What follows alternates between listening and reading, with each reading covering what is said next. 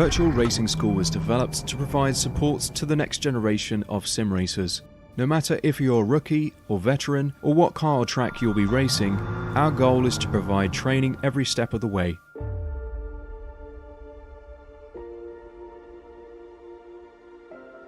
We found that iRacing can be quite difficult without proper training. There needed to be a way to prepare for on-track racing. With VRS, you can literally learn from the best sim racers in the world, including 4-time NASCAR iRacing World Champion Ray Alfala. And Ray Alfala is a 4-time champion of the NASCAR Pekin Freeze iRacing Series. 3-time iRacing Grand Prix World Champion Martin Kroenke. Martin Kroenke becomes a 3-time world champion. Rallycross World Champion Mitchell de Jong. Mitchell de Jong is now champion for the iRacing Rallycross World Championship Series. And many other top sim racers. Data packs include everything you need to start learning. Our World Championship coaches create the data packs by setting a hot lap or a series of fast laps for you to compare, analyze, and replicate. Data packs also include a tutorial where the coach points out techniques they use to hit the fast lap. This gives you access to the latest driving techniques and setups before you even hit the track. Sign up for a free account and download the VRS telemetry logger. With this application running seamlessly in the background, your laps automatically start syncing to the VRS website. From there, you can analyze and compare 2 laps of your choice, whether it's your data, the coaches, or your teammates. VRS will automatically target improvement opportunities so you can get up to speed even faster. VRS also makes it easy for you to request and schedule one-on-one or group coaching sessions. These sessions can range from 30 to 90 minutes, and you can select the car, track, and setup combination of your choice. Visit virtualracingschool.com today to sign up and get started.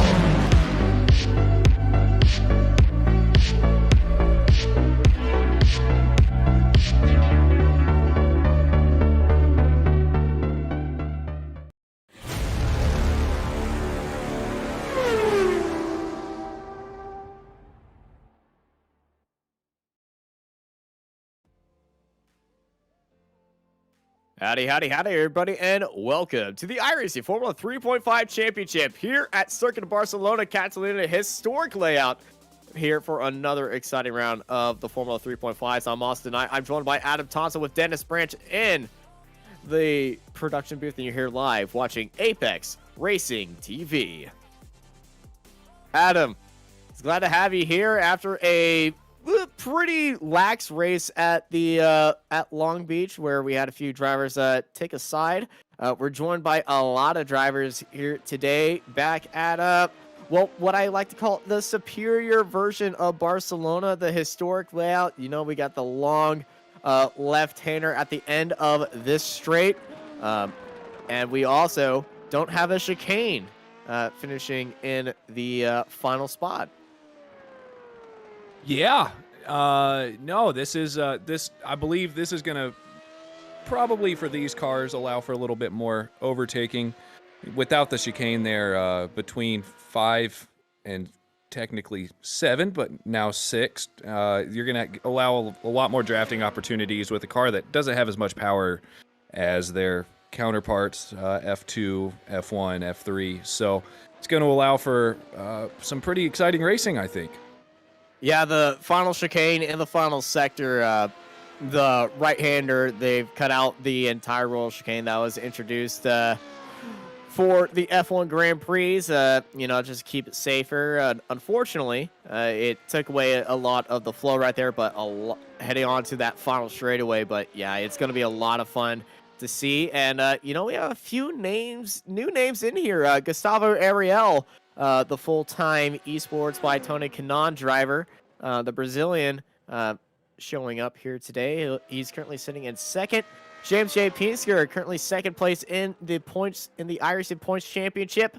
You know, iRacing does not have the drop scores in there yet, but this is the week to get your best races in, and then we go through all the craziness that is the iRacing drop score system. Your 4 lowest scores being dropped.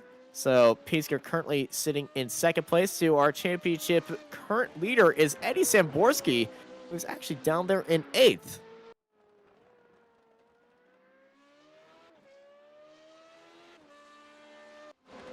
As Marcos Alacron jumps up there into 3rd, but it's sniped by Gustavo Ariel, which is sniped by Fabio DeCarmo. DeCarmo now sits in 2nd place. James J. Pinsker, you see him heading through turn 3, heading over to Repsol Corner. Repsol Corner, very famous corner. Unfortunately, it has a few incidents right there. Very famous. Yeah, I could talk about this because Mark's not here. Very unfortunate incident if you're a Mercedes fan. A very fortunate incident if you're everyone else, where Lewis Hamilton and Nico Rosberg made a collision, taking them both out of the race. And, you know, made that race a little bit more fun to watch. Josh Stewart sitting in 10th. Qualifying round here, you know, single car qualifying. Adam, Barcelona, very fun track. It's very fun, very fast. It's very flowy, too. How do you drive around here? You've done a few laps in these cars around here, right? You know, I was going to say exactly everything you just said, Austin. Flowy is the best word to describe this track. I love this track while I'm driving by myself. Driving around here with other people, it tends to get a little bit tough, at least from what I've noticed, to pass, because the track is so flowy. A lot of sweeping corners. There's only a few real passing opportunities in some of the sharper corners. You know, turn 1, there's one there, and then up and over the hill into turn the final 5. set. Yeah, sector 3. That's going to be about where it is. But I mean, just for a driver's track, this is one of the better ones I think you could race. Yeah, the dirty air will be in effect for a few of these drivers. Outside of it, the medium speed corners here really wreck these cars. You know, there's a lot of medium speed corners here as we ride on board of Daniel Gallus through that final sector, the historical final sector. No cut into the chicane right there, and that is so enjoyable just to hold it flat out, almost flat out. I know a few of these drivers in their qualifying runs are going to be flat out, but during the race, if you go flat out a little bit through there, you're going to be running a little bit wide. Here's Yuki Shirakawa on the other end of the turn 10 right there, the historical turn 10. You go into the much wider layout, and here is Shirakawa into that historical, but his time is going to be out right there, and that is qualifying done for our race today. Here's our grid. James J. Pinsker looking to get another win right there. He's going to be starting ahead of the 2 full-time esports by TK drivers, Fabio DeCarmo and Gustavo Ariel. Behind them, Eddie Samborski, championship leader, going to try to maximize his points here today. He'll be starting in 4th. Marcos Alacron in 5th. Pat Vasiliev, Yuki Shirakawa, Jason Sieg, Jamie Byrne, Josh Stewart, Eric Reisermowski, and Michael Crespo. Behind them, Javier Pamanti, Dylan Freckleton, Matsufumi Aburame in 15th. Ben Holko, Lucas Magron, and Philip Hillard behind them with Corey Whiting, Ludwig Randcon, Javier Kumalin, James R. Bird, Dennis Cornu, and Daniel Gallus at the end of our 24-car grid. Daniel Gallus, the only driver not to put in a valid lap time. I believe he had an off track on both his laps as we were riding on board with him. He'll be starting all the way back in 24th. But James J. Pinsker, you know, you've got 2 full-time esports drivers behind you, and knowing James, he's not had the best, and Suzuka, not the best finish as he was involved in a lap 1 incident. He didn't show up to Long Beach last week, so he's back in the car a little bit rusty. We'll see if James can hold it in together. Eddie Samborski, are we going to be seeing Eddie go for a move at the start? We're going to find out as he gets onto the grid, and it's time to get ready to rock and roll here at Barcelona. as the 5 red lights are coming on. The drivers are spinning up the wheels as we go green, green, green here at Barcelona, and away they go. Look at Andy Samborski immediately jumping Gustavo Ariel right there, and we got a crash in the background. Big crash right behind him. Samborski's holding on to the outside of DeCarmo. Samborski getting into the draft of James A. Pizzer, but DeCarmo sending it up onto the inside of Andy Samborski right there, and DeCarmo gets into second place as there's a massive crash at the straight, on the straight. One of the cars might have spun up the rear wheels right there behind him, and that was Philip Hillard. He goes into the pits right there, but a great start by Eddie Samborski, jumping Gustavo Ariel off the line, but he's got to deal with Fabio DeCarmo. James A. Pizzer still holds it into the lead right there. Yarley Coleman ahead of Marcos Alarcon and Dennis Cornu, as there's a lot more chaos at turn 5. There's a car straight on right there. That's Miguel Crespo in what I like to call Calamity Corner. You mentioned it before we started the broadcast, Austin, and turn 1, it already came true. So, all right, I'm gonna start calling it that as well. I did not. Turn 5's Calamity Corner right there.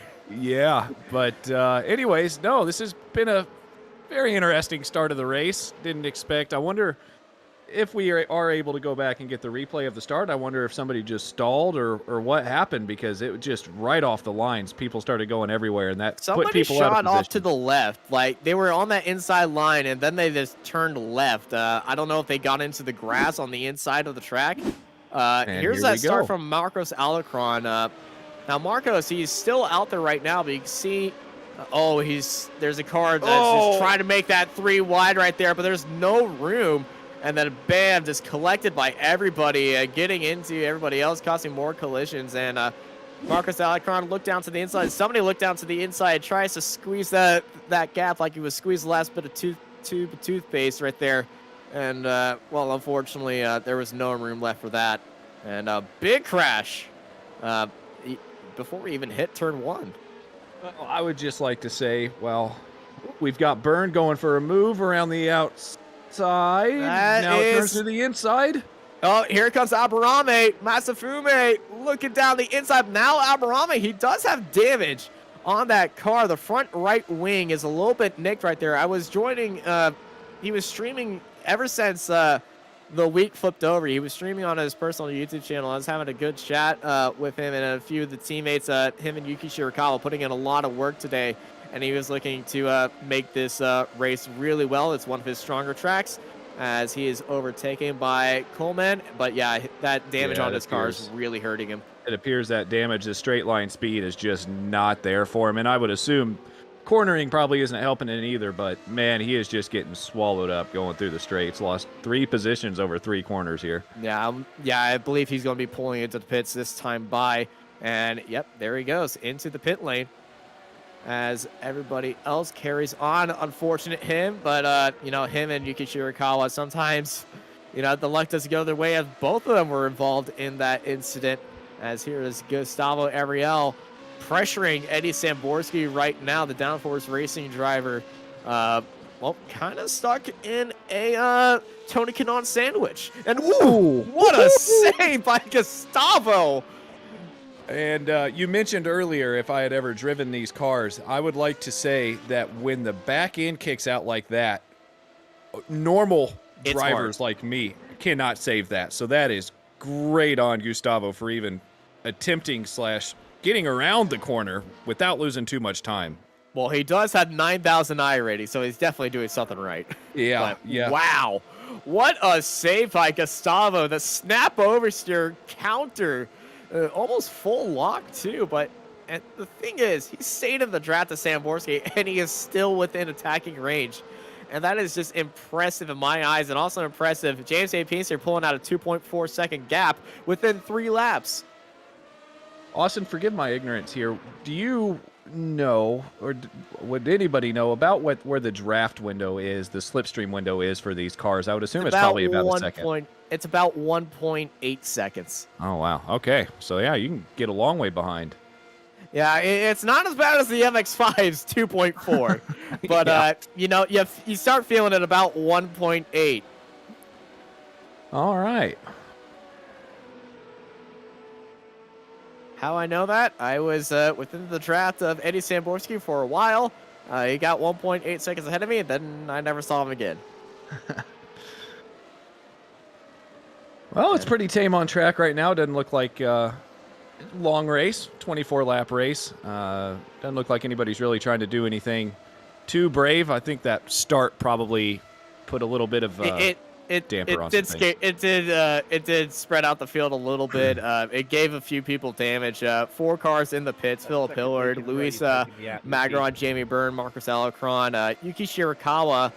He didn't go into the pits, but he was definitely affected. And Masafumi Aburame, who I believe had an incident later on, and it's about 1.5 to 1.8, as some of our friends are typing in the YouTube chat. I like to give the dirty air a little bit more. Well, I'd also like to say you mentioned Byrne. He's up 10 positions, so yeah, that James definitely helped him out quite a bit, getting through there, and looks like he's closing even maybe a little bit on Holko in 11th. Yeah, James currently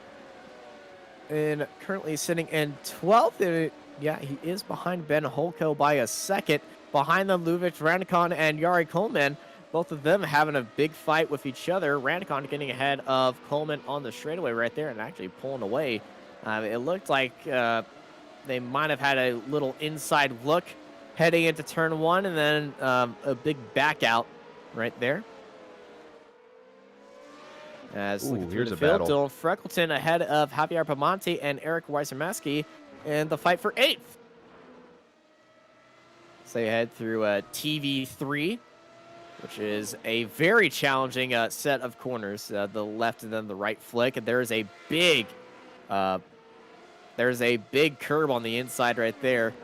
But you know, if you really get that down, you really get that down. In these Formula cars, you hit that curve, you're going to be breaking something. Either you're going to be breaking your front wing, or you're going to be breaking traction with the ground, or you're going to be sending yourself off into the wall on the left and breaking everything else.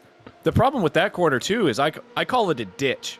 You start to go down, and then you immediately come right back up to get ready for turn 5, which calamity corner, as you would say, Austin. And so you've got that whole series, that whole section of corners is just extremely difficult to get right, because if you break traction coming out of 4, then you're not set up right for 5. And yeah, that's I believe probably the most difficult section there on the racetrack. Yeah, the TV3 definitely a very challenging corner as we head into Repsol right now, turn 4.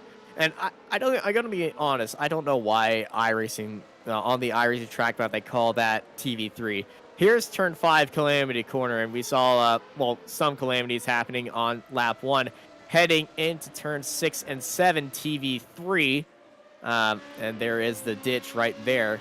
And now heading into turn 8. It's a flat out in these cars on the hill and then onto the straightaway. You can see DRS be activated by a few of these drivers. No DRS activated by Josh Stewart as they head into turn 10 right now. Long left-hander historical layout. Actually, kind of like the current layout they do have right now, as they repaved this section in real life and reprofiled it to be more like the flat-out corner. But it's a lot sharper now. Yeah, that it is.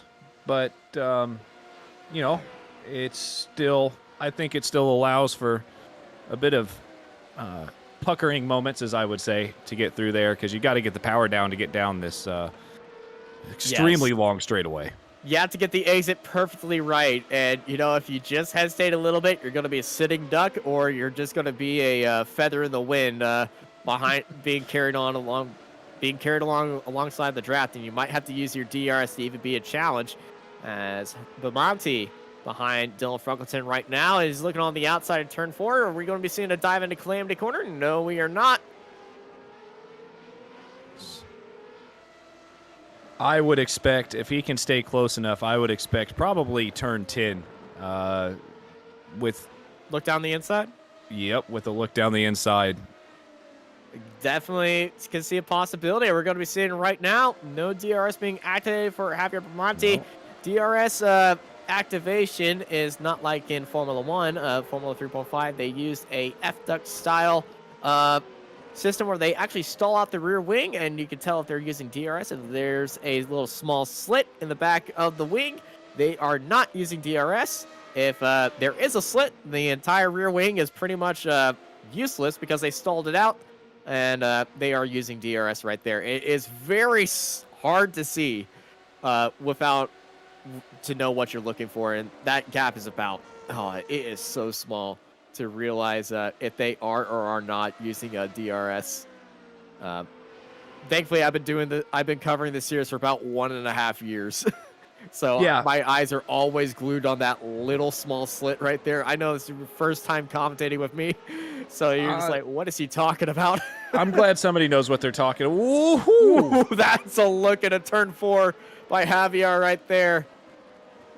Anyways, I'm glad somebody knows what they're talking about, because I'm over here trying to figure out how, first of all, how these guys are wheeling these cars around this track.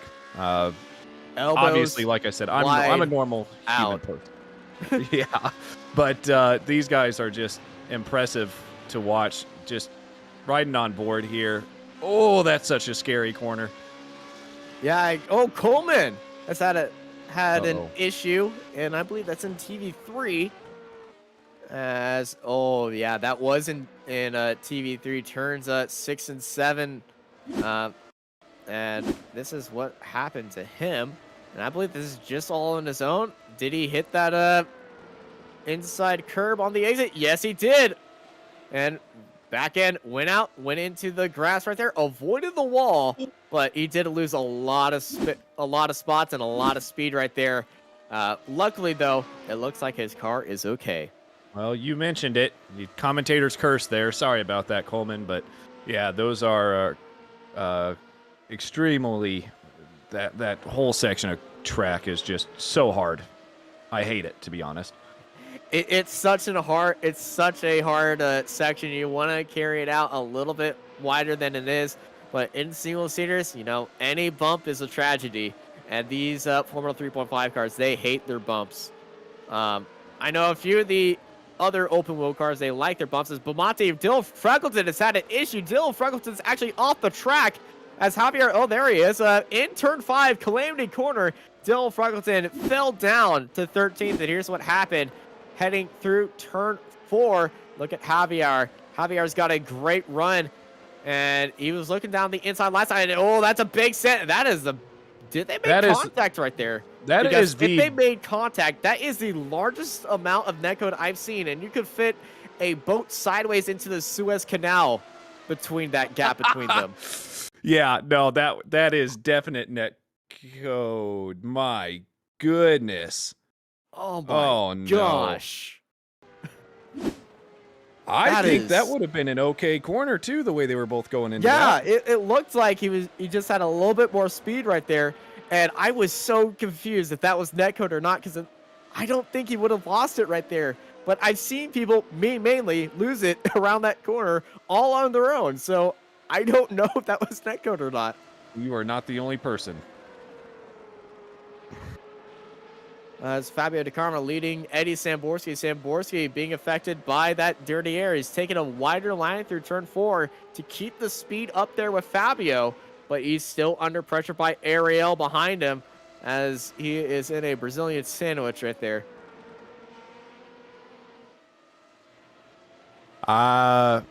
Keep a lookout here, probably exit of 13 if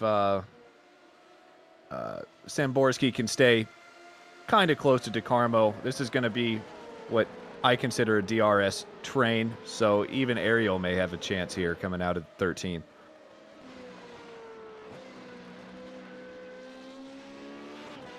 Well, Eddie's going to be challenging Fabio ahead, and he's definitely going to be... I've been talking with Eddie on how he uses his DRS. He usually waits for the final laps. You can see Fabio actually using his... I believe he's actually using DRS right now. No, he's not using DRS. Just the angle, but Eddie's definitely getting the draft opportunity right there, just staying within that gearbox. And when it gets within 8 laps to go, they're going to start using their DRS very tactically. Wait a minute. DRS? Any cars can use DRS. No, not all cars. Well, I mean, even the car in front. Aren't you supposed to only be a Yes. second behind the car in front? No, you can use them whenever you want in these Formula 3.5 cars. Oh, well, there you go. You Learning only got something 8 new. uses, though. You only got 8 uses, and you can use it as many times as you want. There's no gap in between them or anything. And, Formula 3.5 racing is always exciting. Yeah, absolutely. That's a whole new bit of information that I didn't know. Yeah, if I wasn't broadcasting the Apex Racing Formula 3 VRS Super Series right before this, I would have given you the crash course on this car. Unfortunately, that broadcast ends 15 minutes before this one starts. And that championship going down to the wire in the amateurs, and that will be on right before this race as well next week as they go to Donington for the championship finale. As James J. Pinsker showing us that he has not lost his stride and step, even if he is second place in the championship. 8.2 seconds ahead of Fabio Di Carmo and everybody else. And we got 3 cars within a second in the fight for second. Fabio Di Carmo, Eddie Samborski, and Gustavo Ariel behind him. And speaking of Gustavo, there's Gustavo right there. He's got a nice view of the fight ahead of him.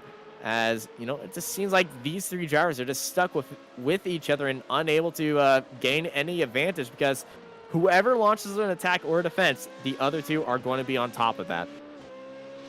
Yeah, as you know, there was a lot of that happening last weekend in XSLR when they were running the dirt trucks. Anytime somebody starts battling in front, you can just close gaps so quickly. It's unbelievable. Yeah, and, those dirt trucks in XSLR on the weekend. And Gustavo's fighting that wheel. He's goodness. finding the edge of grip, the limit of grip, and everything. And he's getting so much time on Eddie Samborski through that corner with a car that was completely pointing the other way. Here comes Gustavo Ariel. He is definitely within striking distance, using all the track right there. Samborski activates DRS to try to gain an advantage right there. Gustavo looking down to the inside. It's going to be a dragger between them. Gustavo's not getting the draft from Fabio Di Carmo. He's now getting the draft right there. Look at that tactical position by his teammate right there. The 2 full-time drivers working together, and he's allowed Gustavo Ariel to jump up there into 3rd place, and he's still fighting that car, using all the grip to his advantage. What a excellent final sector by Gustavo Ariel, capitalizing on mistake by Eddie Samborski to get into 3rd place. Beautiful move. Amazing. That was very, very nice. Very nice. And hey, you saw his positioning by his teammate right there. Gustavo got onto the inside. Samborski couldn't move anywhere. And then Fabio moved to cover his teammate and give him a little bit more of that draft. And he just able to get through as we got side-by-side action right here. Burn! Last chance dive down to the inside of Ben Holko, but unfortunately there was no room right there. And he went around. No damage that I can see on that car, but very unfortunate by James Byrne. And you can see the cars ahead of him were attacking each other. Ben Holko dives it. Big dive right there. Then Holko around the outside. Then James Byrne. Well, he tried to go down there, but there was definitely no room. Holko definitely didn't see him coming either. New fastest lap by James J. Pinsker, 1:25.293. And, the fight for a second has got the 2 teammates, but Eddie Samborski, he wants to get back onto that podium. Yeah, I think he's definitely still got a chance. These guys are all still staying right on each other's tails. Like you said, we're about 10 laps to go. I would say probably about 5 to go is when claws start to come out here. Freckleton and Holko. Freckleton down the inside. Oh, there was no questioning that one. He had all the speed of the world right there. As they head up through turns 3 and heading into turn 4, Ben Holko is going to be in attack mode. And, Ben, after getting overtaken into that corner, then a little bit of contact, he might be a little bit peeved off right there, but he's definitely not in striking distance for this lap. But we're closing in on 10 laps to go now. And this is when we're going to start seeing drivers start using their DRS more often. We saw that with Eddie Samborski. He was under pressure, had to activate DRS right there. That's going to be 1 less for him. And if the 2 drivers ahead of us start going with 8 laps to go, and they actually start bouncing off of each other, one of them uses it, the other one catches up, uses it another lap, they could definitely pull away from Eddie Samborski and just leave him in the dust. And I think that's what's actually happening right there. Eddie Samborski falling off the pace from the 2 full-time by TK Esports drivers from Brazil, Fabio De Carmo and Gustavo Ariel today. Austin, I just want you to realize that De Carmo on lap 13 was 9.2 seconds behind. On lap 14, he was 10.4 seconds behind. That's how fast Penske is out in front. That is unbelievable. James is a robot. James A. Pinsker is absolutely a machine in these cars. He loves these cars. It's his favorite car on iRacing. We saw him get into the Dallara World Championships in the Dallara IRO1.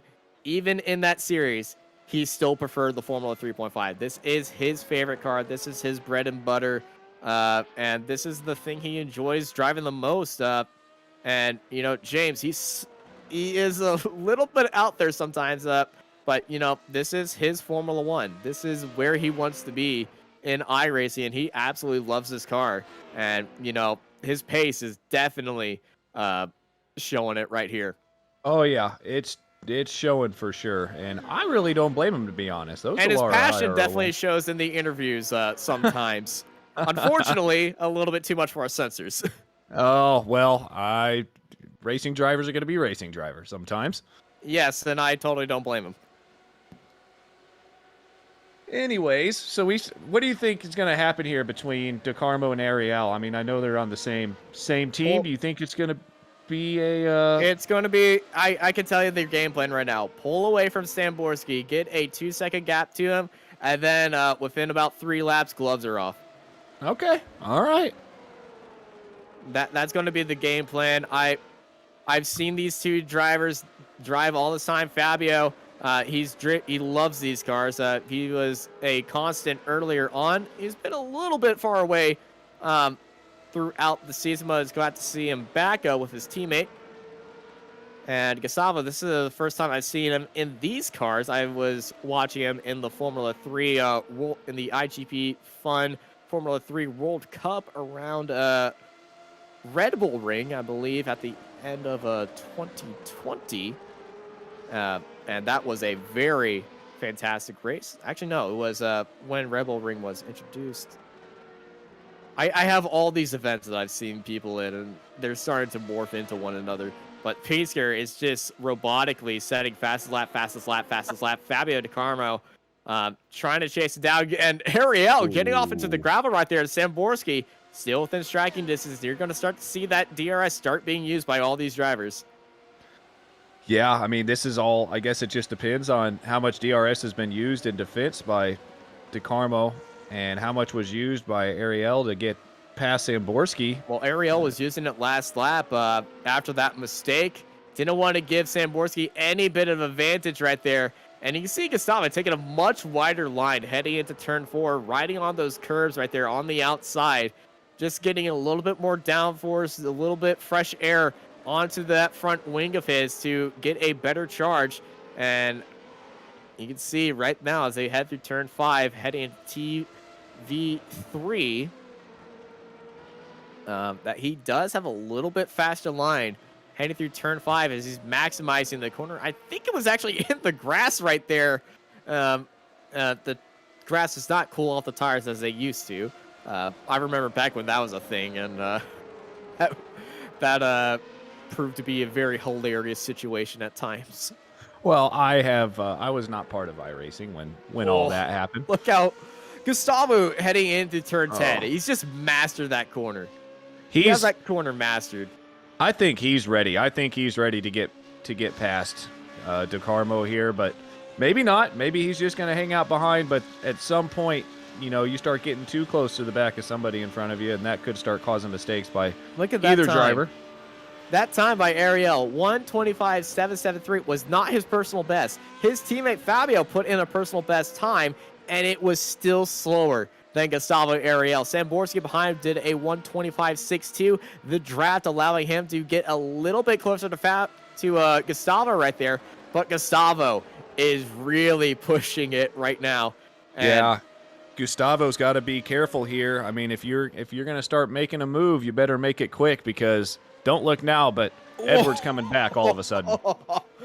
Coming out of turn 5, Gustavo, another heart and mouth moment, and that's allowed Samborski to get really tasty right there, heading into TV3, a little bit too wide, but Gustavo really loose coming out of turn 5 right there, and Eddie Samborski is still back there, and he is just looking for that right moment as they head into turn 10. We are definitely starting to see more heart and mouth moments as we get closer to the end of this race. Yeah, the tires going to start to go out. You can see how much he's pushing that wheel to the right, and he still can't find the grip as James Pinsky gets into the 124s.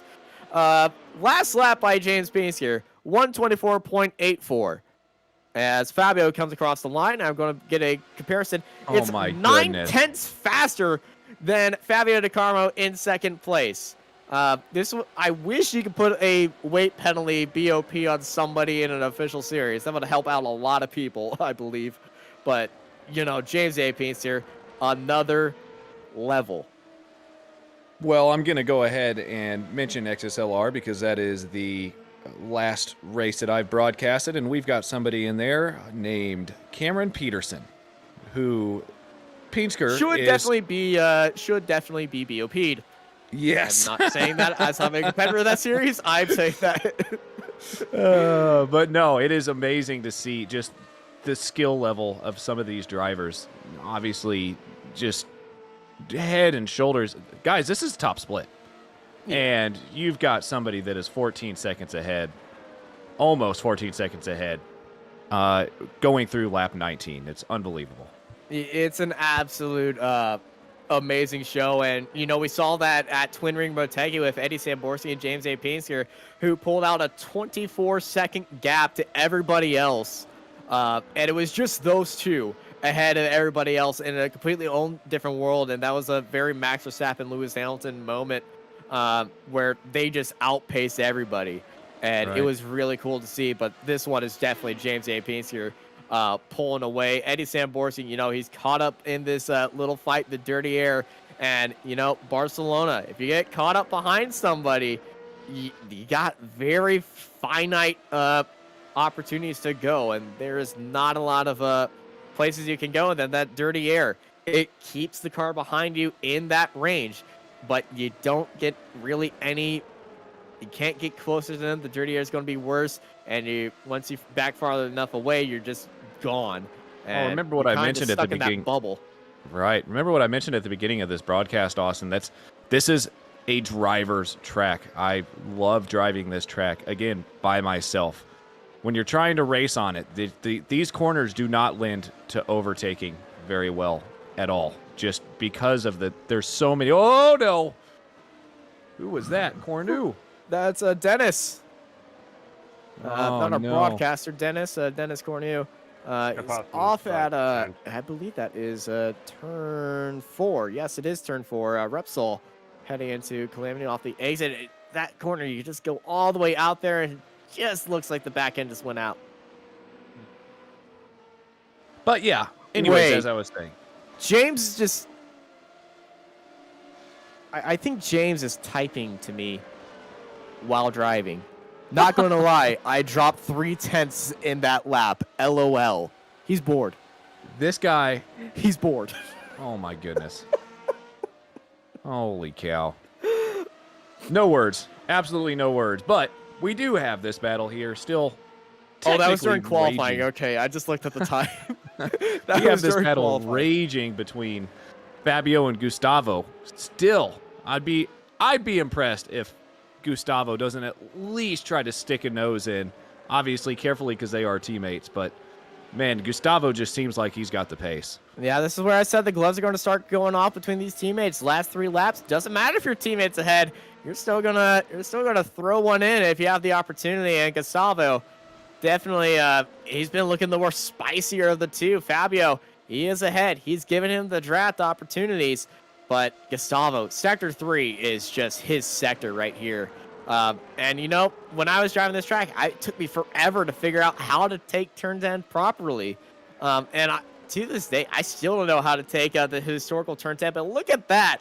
Gustavo right on the gearbox right there, leaving Samborski behind. And he has got a perfect opportunity now. He's actually backed off heading into the final corner as DRS is being activated by Fabio and Gustavo right behind. And I can pretty much say Eddie Samborski as they get into the 127s that time as James puts in the 124.7s, 1 second faster than him in his own clean air.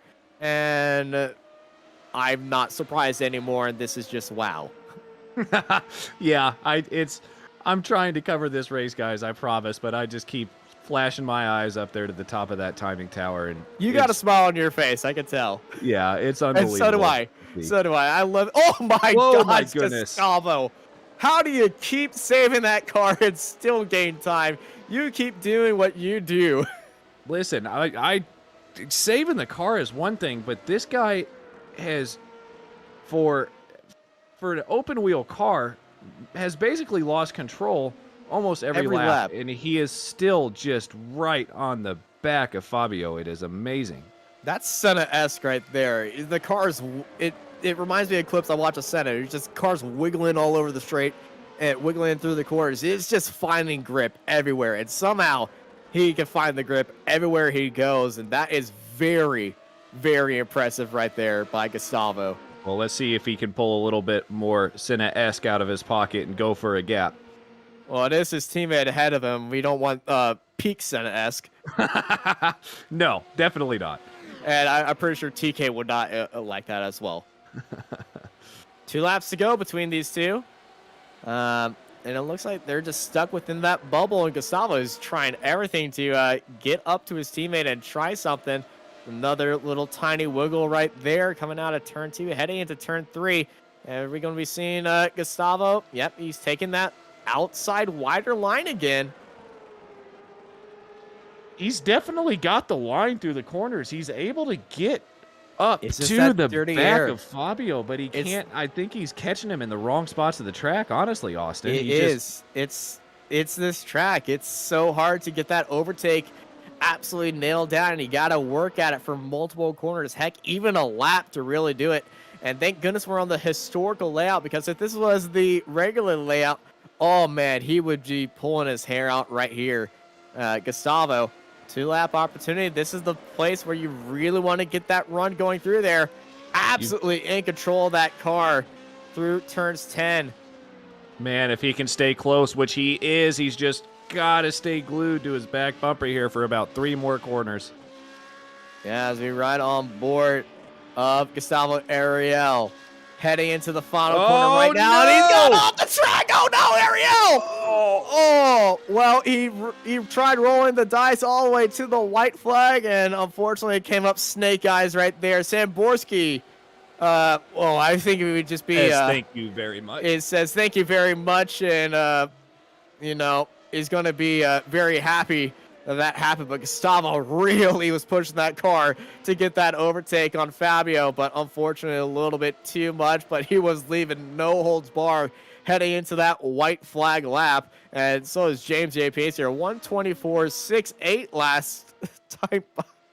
Do you think this guy even knows what lap he's on, or he's probably just he knows what lap he's on. He knows everything that's going on. He definitely in control of that car.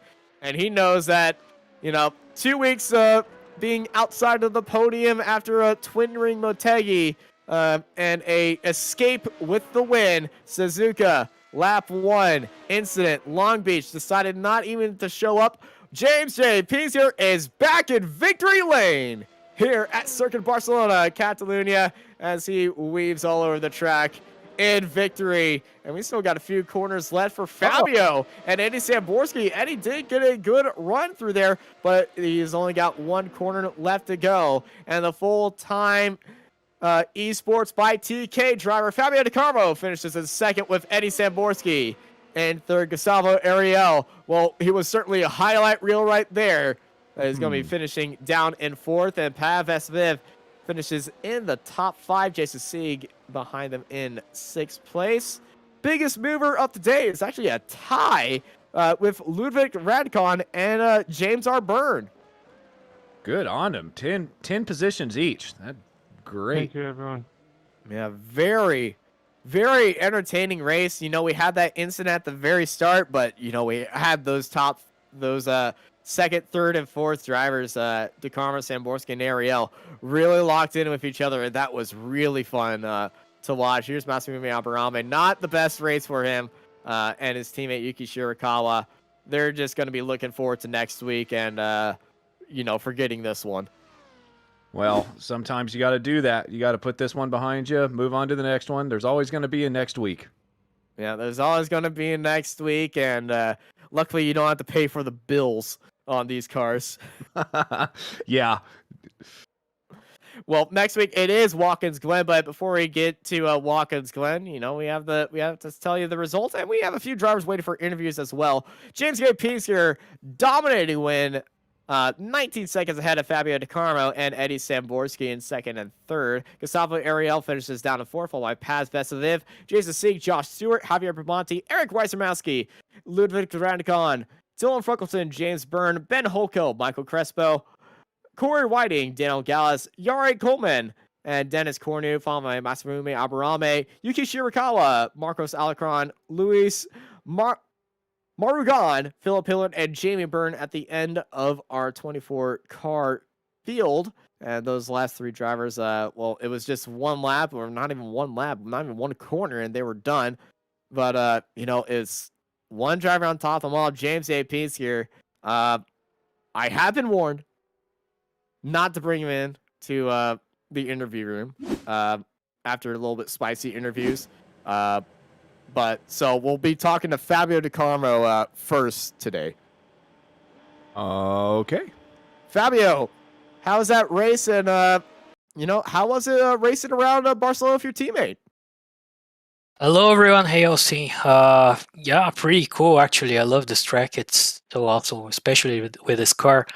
Really tough race. Turn number 3 out there is really, really hard to do. Couldn't do flat in any of the laps, but pretty awesome. It's a shame Gustavo had that big moment on the last lap. I guess a podium finish was fair enough for him. But yeah, pretty cool race. Just trying to keep up with the pace, not trying to get a little bit further away from the guys behind me. So had to keep focused all the time. But yeah, really cool. Yeah, really cool race from you, and was an absolutely great drive. Now you were pressured by Samborski and your teammate for a while. And I saw you working with your teammate to get him past Samborski on the straightaway. Were you two in conversation the entire time? No, that was just good sense from my side. We're not talking. I wasn't on squad, neither he was. So just good sense from my side. I just wanted to help him get him between me and Eddie. Now, in the final few laps, were the gloves going to start coming off, and were you two going to start fighting between each other, or when you were in that position, were you just going to hold it? With Gustavo Ariel, I think since lap 1 we would fight. Oh, man. Well, it was certainly looking like that heading into the white flag lap. Unfortunately, we didn't get to see that with that incident. But Fabio, great race today. You came home 2nd place, and you know, Watkins Glen is next week. Anything you want to say before we get ready to head over there? Just trying to be fast on straights out there, and just want to thank also my teammates for joining and helping with the setup and the pace. All my team, all the guys at Full Time Esports by TK, and my family as well. Thank you all. Yeah, they're definitely going to be proud of that performance. Thank you, Fabio. You have yourself a good afternoon. We'll see you next week at Watkins Glen. See ya. Take care. And Adam is joined by Eddie Samborski. Eddie, well, congratulations on your 3rd place finish there, but man, it just looked tough to pass. Yeah, I'm not sure what happened, but I mysteriously lost 3/10 of pace since the update Thursday. So I've been trying to get that back. So I had to compromise outright pace for a little bit of straight line speed. I have no idea what happened, but I mean, that was, for me at Barcelona, that was absolutely pathetic. I mean, I was half second off where I should have been. Well, Um, how so how do you feel getting? I mean, you had a teammate in front and a teammate behind. How was that for you? Basically, the whole race, just kind of being stuck in a sandwich there. Looked like you did pretty well to be able to handle most of that pressure for most of the race. yeah, I was more annoyed than anything. I couldn't go anywhere. I was just boxed in. I mean, I would get close to Fabio throughout the lap, and that final corner, he would just pull away. And then, and then out of nowhere, the second teammate made the move and he just drove around me. Like, I mean, I'm on the absolute limit of grip and the guy's just horseshoeing around me like he's on rails. So it was a very odd race. I mean, I think I did good considering. I should have had second. I was faster. Maybe not every day, but today I was. So I just, I don't know, man. I get offline. I have no grip. The start was good. I just, as soon as he got to my inside, I go to get the power down. The car's just not having it. Yeah, no, So, I understand. I see where you're coming from there. Watching Gustavo as well, the whole race.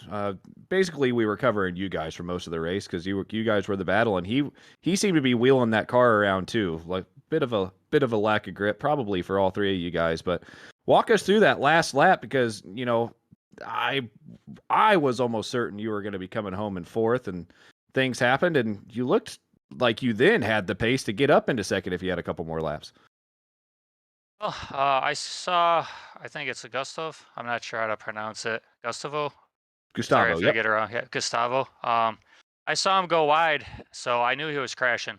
There's no way you can keep your foot in it for how as aggressive he was driving the car all race.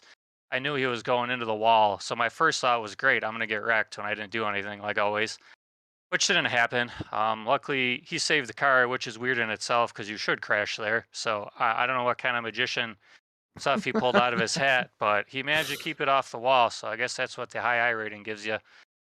Um, so I was happy because I was finally free to go.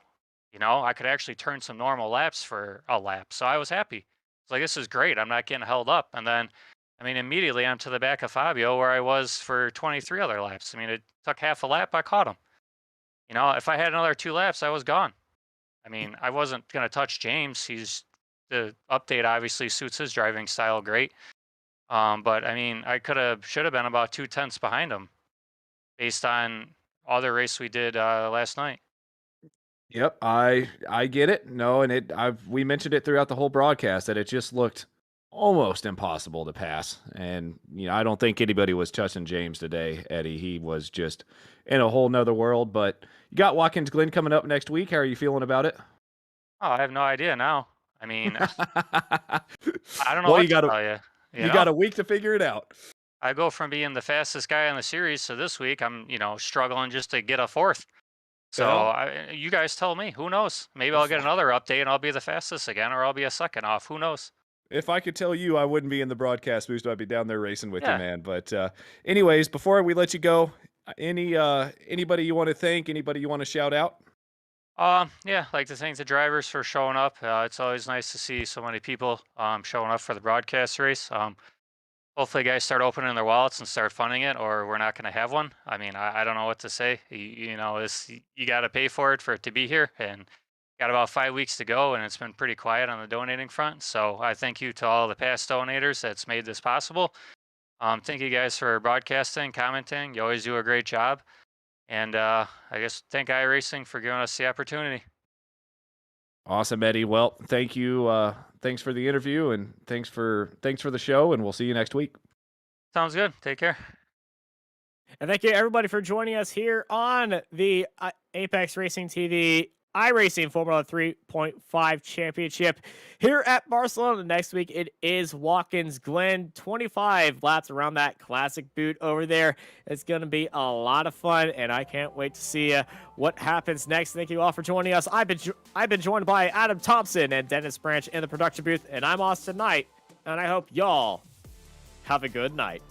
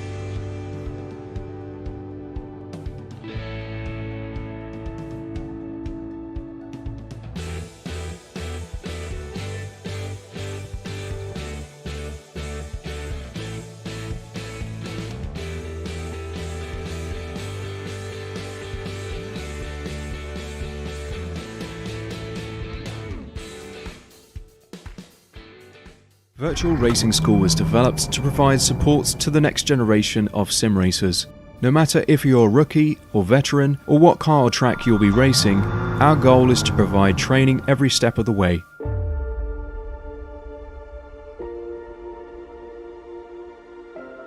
We found that iRacing can be quite difficult without proper training. There needed to be a way to prepare for on-track racing. With VRS, you can literally learn from the best sim racers in the world, including 4-time NASCAR iRacing World Champion Ray Alfala. And Ray Alfala is a 4-time champion of the NASCAR Peak Antifreeze iRacing Series. 3-time iRacing Grand Prix World Champion Martin Kroenke. Martin Kroenke becomes a 3-time world champion. Rallycross World Champion Mitchell de Jong. Mitchell de Jong is now champion for the iRacing Rallycross World Championship Series. And many other top sim racers. Data packs include everything you need to start learning. Our World Championship coaches create the data packs by setting a hot lap or a series of fast laps for you to compare, analyze, and replicate. Data packs also include a tutorial where the coach points out techniques they use to hit the fast lap. This gives you access to the latest driving techniques and setups before you even hit the track. Sign up for a free account and download the VRS telemetry logger. With this application running seamlessly in the background, your laps automatically start syncing to the VRS website. From there, you can analyze and compare 2 laps of your choice, whether it's your data, the coaches, or your teammates. VRS will automatically target improvement opportunities so you can get up to speed even faster. VRS also makes it easy for you to request and schedule one-on-one or group coaching sessions. These sessions can range from 30 to 90 minutes, and you can select the car, track, and setup combination of your choice. Visit virtualracingschool.com today to sign up and get started.